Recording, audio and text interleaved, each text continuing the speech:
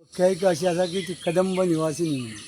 कदंब निवासिनी कदंब महिषासुर मर्दिनी. महिषासूर मर्दिनी स्तोत्र वाचत त्याला कळटा. हा, कदंब निवासिनी म्हणून उल्लेख आला तिथे. झाड तुम्ही मुद्दाम रोयला. लायलेल्या.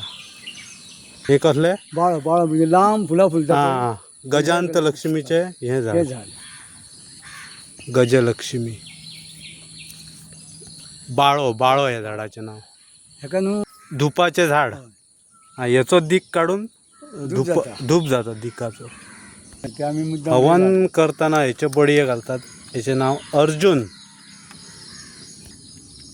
वो रुमड वो सगळ्यांक खबर. वो पळस भटजींचो सारको खूप गरजेचो. वो सातिंगण. वो असा रक्तचंदन. हे देवीचे फेवरेट फुलाचे झाड. नागचाफो. म्हणजे एक आयनवूड म्हणटा इंग्लिशीन आयनवूड. कोल्हापूरचे महालक्ष्मी फळा दवरतात तो मावळी. त्याचे हे झाड. बकुळ बकुळीचे झाड. प्राण्यांक पाण्यासाठी. हा, हे रुद्राक्षाचे झाड. प्राजक्त. हे चंदनाचे झाड. शिसो.